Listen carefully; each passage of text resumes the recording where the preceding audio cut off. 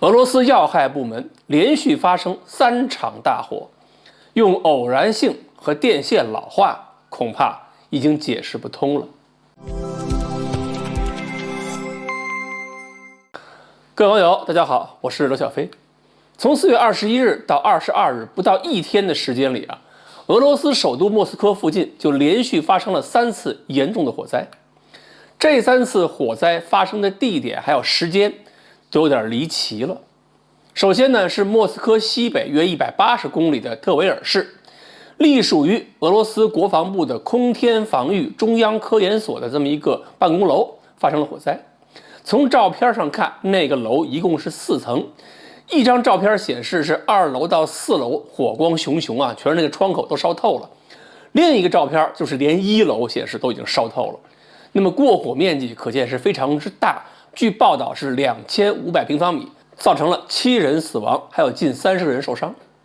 这个研究单位呢，参与过不少俄罗斯的武器装备研制，比如说弹道导弹、防空导弹。现在还不清楚死伤人员都是什么人，是否损毁了一些个重要的技术资料。反正根据俄罗斯方面报道呢，火灾的起因是在这个2楼有电线老化。我就不知道这个楼里边有多少易燃材料啊，怎么一个电线老化引起的火灾发展速度这么快呢？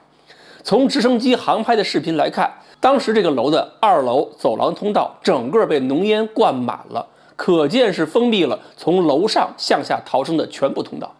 导致这么多人没法逃生，甚至还有人跳楼的。就过了几个小时，莫斯科以东400公里左右的德米特里耶夫斯基化工厂一个车间又发生火灾，过火面积1500平方米，143个工人被紧急疏散。不过呢，这次还算好，用了不到1小时，火灾就扑灭了。而这个工厂是俄罗斯还有东欧地区最大的醋酸丁酯还有工业溶剂的生产厂商，这些溶剂是用在化工领域的各个方面的。紧跟着22号，莫斯科东北方向克罗廖夫市的航天器火箭研究机构又发生一起火灾，目前还没有报道损失情况。我们呢一向反对阴谋论，但是可以从数学角度去分析一下。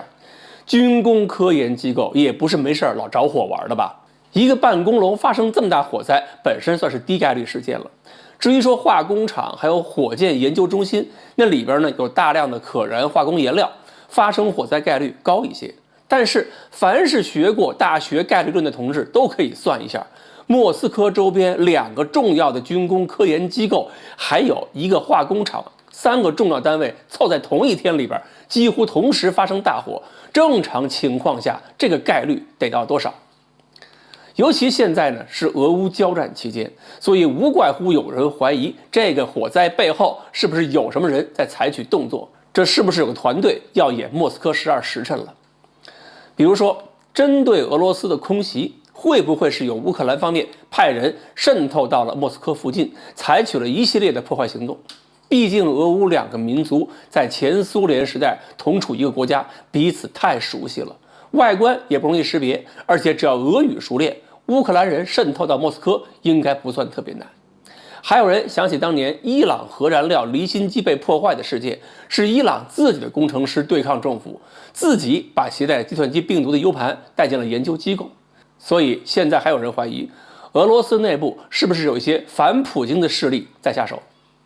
当然我们没有做任何现场调查，现在都只是猜，不排除这3件事儿同时发生就是偶然的，不排除我猜的都是错的。但是我觉得还是要提醒我们自己要小心，因为如果有人真的是渗透到了莫斯科附近，那么我们面对战争的时候也要担心对面的人会不会渗透到我们内部。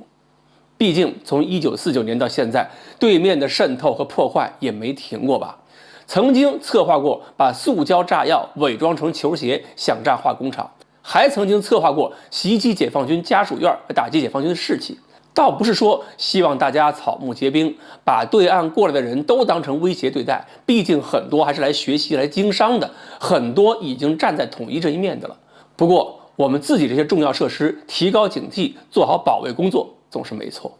好，关于莫斯科周边这3场大火给我们提个什么样的醒，今天呢就聊到这里，欢迎大家继续关注我们的栏目，我们下期再聊。